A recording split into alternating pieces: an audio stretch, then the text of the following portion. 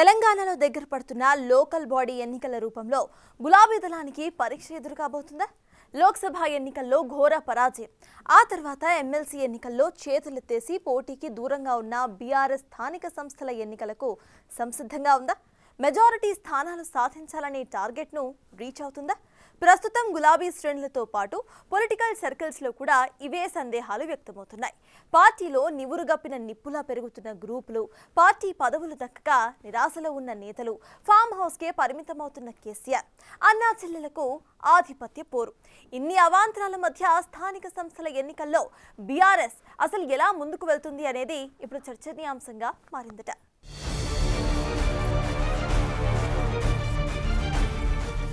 BRS పార్టీకి స్థానిక సంస్థల ఎన్నికలు పెద్ద పరీక్షగా మారబోతున్నాయనే చర్చ స్టార్ట్ అయింది. రాష్ట్రంలో కేసీఆర్ అధికారం కోల్పోయి మాజీ ముఖ్యమంత్రిగా మిగిలిపోయిన తర్వాత జరిగిన లోక్సభ ఎన్నికల్లో ఆయన పార్టీ మరీ దారుణంగా ఖాతా కూడా తెరవలేకపోయింది. 10 ఏళ్లు రాష్ట్రాన్ని పాలించిన గులాబీ పార్టీ సగం ఎంపీ స్థానాల్లో డిపాజిట్లు కూడా గల్లంతయ్యాయి.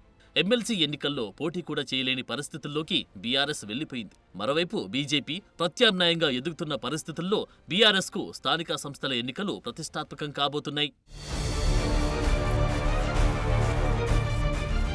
ఇలాంటి తరుణంలో లోకల్ బాడీ ఎన్నికలకు బీఆర్ఎస్ సంసిద్ధంగా ఉందా అనే చర్చ నడుస్తుందట. ఎందుకంటే క్షేత్రస్థాయి నుంచి రాష్ట్ర స్థాయి వరకు కమిటీలు వేయలేదు. పార్టీ కోసం పనిచేస్తున్న వారికి కనీసం కమిటీలోనైనా స్థానం లభిస్తుందని, గుర్తింపు లభిస్తుందని ఎదురుచూస్తున్న నేతలకు నిరాశే ఎదురవుతుంది. ఇక సభ్యత్వ నమోదు కార్యక్రమాన్ని పార్టీ పెద్దలు పట్టించుకోవడమే మానేశారు. రికార్డు స్థాయిలో సభ్యత్వాలు నమోదు చేస్తామని బీరాలు పలికిన గులాబీ పెద్దలు ఆ ఊసే ఎత్తడం లేదు. ఇలాంటి పరిస్థితుల్లో రాబోయే స్థానిక సంస్థల ఎన్నికల్లో ఎలా ముందుకు సాగి మెజార్టీ స్థానాల్లో విజయం సాధిస్తారు అనేది ఇప్పుడు హాట్ టాపిక్గా మారింది. బీఆర్ఎస్ అసెంబ్లీ ఎన్నికల్లో ఓడిపోయి ప్రధాన ప్రతిపక్షంగా మారి దాదాపు 20 నెలలు కావస్తుంది. కానీ పార్టీ నేతలతో సమావేశాలు నిర్వహించలేదు. పార్టీ ఓటమికి గల కారణాలను విశ్లేషించలేదు. క్షేత్రస్థాయిలో పర్యటించి అభిప్రాయాలను సేకరించలేదు. గ్రామస్థాయి నుంచి పార్టీపై ప్రజల్లో ఎలాంటి అభిప్రాయం ఉంది, ఎందుకు ఓడిపోయామన్న ఫీడ్బ్యాక్ తీసుకోలేదు. కొంతమంది నేతలతో మాత్రమే భేటీలు నిర్వహించి సమాచారం తెలుసుకున్నారనే ఆరోపణలున్నాయి. మరోవైపు గ్రామస్థాయిలోనూ పార్టీలో గ్రూపులున్నాయి. స్థానిక ఎమ్మెల్యేని నియోజకవర్గానికి సుప్రీమని చెప్పడంతో వారు సొంత వర్గాన్ని ఏర్పాటు చేసుకుంటున్నారట.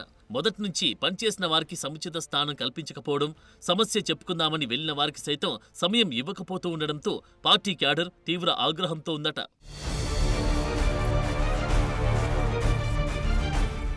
ఆ ఆగ్రహాన్ని అసెంబ్లీ ఎన్నికల్లో చూపారనే ప్రచారం కూడా జరిగింది. అయినా పార్టీ ప్రక్షాళన చేపట్టలేదు. అంతేకాదు ఎమ్మెల్యే వర్గానికి పదవులివ్వడంతో గ్రామస్థాయిలోనే పార్టీపై వ్యతిరేకత పెరిగిందట. మరోవైపు గ్రూపులు సైతం ఉండడంతో ఎలా కలిసి ముందుకు నడుస్తారు, ఏకాభిప్రాయం కుదురుతుందా, లేదా ఒక వర్గానికి టికెట్ ఇస్తే మరో వర్గం సహకరిస్తుందా, లేకపోతే వైరీ వర్గం నేతలు రెబెల్స్గా బరిలోకి దిగుతారా అన్న సందేహాలు వ్యక్తమవుతున్నాయి. ఇది ఇలా ఉంటే పార్టీ కమిటీలు ఏళ్ల తరబడి పెండింగ్లోనే ఉన్నాయి. మోక్షం కలుగుతుందని గ్రామస్థాయి నుంచి నేతలు ఎదురు చూస్తున్నారు.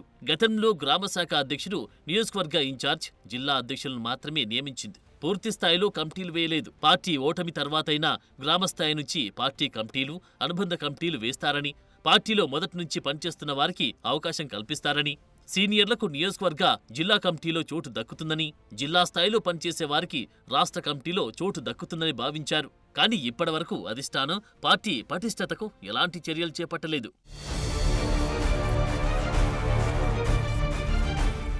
దాంతో యాక్టివ్గా పనిచేసిన నేతలు సైతం నిరాశకు గురవుతున్నారు.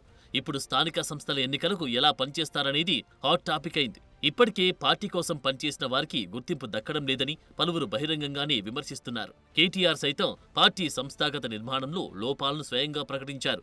అధికారంలో ఉన్నప్పుడు రాష్ట్ర అభివృద్ధికి కృషి చేశాం తప్ప ఆనాడు ప్రజల కోసం పనిచేస్తూ పార్టీ నాయకులను పట్టించుకోకపోవడం వాస్తవమని అంగీకరించారు. మళ్లీ అధికారంలోకి వచ్చాక గతంలో చేసిన తప్పును పునరావృతం చేయబోమని, అటు ప్రభుత్వాన్ని ఇటు పార్టీని సమన్వయం చేసుకుంటూ పార్టీ కార్యకర్తలు, నాయకులను కళ్ళల్లో పెట్టుకుని చూసుకుంటామని హామీ ఇచ్చారు. కానీ ఏది అమలు కాకపోవడంతో నేతలు అధిష్టానాన్ని ఎలా విశ్వసించి ముందుకు సాగుతారు అనేది చర్చనీయాంశము మారింది. మరోవైపు పార్టీలో కీలక నేతగా పనిచేసిన ఎమ్మెల్సీ కవిత జాగృతి సంస్థ పేరుతోనే కార్యక్రమాలు నిర్వహిస్తూ ముందుకు సాగుతున్నారు. పార్టీలో ఉన్నాను అని పేర్కొంటున్నప్పటికీ గులాబీ పార్టీ పేరుతో సమావేశాలు నిర్వహించడం లేదు. అంతేకాదు ఆమె కార్యక్రమాలకు గులాబీ నేతలంతా దూరంగా ఉంటున్నారనేది ఆమె చేపడుతున్న ప్రోగ్రాంలతోనే స్పష్టమవుతుంది. ఆ క్రమంలో స్థానిక సంస్థల్లో ఆమె ఎలా ముందుకు సాగుతారన్నది ఇప్పుడు హాట్ టాపిక్ అయింది. ఆమె నిర్వహిస్తున్న కార్యక్రమాలు కాంగ్రెస్ ప్రభుత్వానికి సపోర్ట్ చేసే విధంగా ఉన్నాయని ఇప్పటికే గులాబీ నేతలు అభిప్రాయపడుతున్నారు. ఇది బీఆర్ఎస్ పార్టీకి డ్యామేజ్ చేస్తుందని పలువురు పేర్కొంటున్నారు. స్థానిక సంస్థల ఎన్నికల్లోనూ అది బీఆర్ఎస్ పై ఎఫెక్ట్ పడుతుందనే అభిప్రాయం వ్యక్తమవుతుందట. ఈ అన్ని పరిణామాలు బీఆర్ఎస్ పార్టీకి పరీక్షగా మారాయి.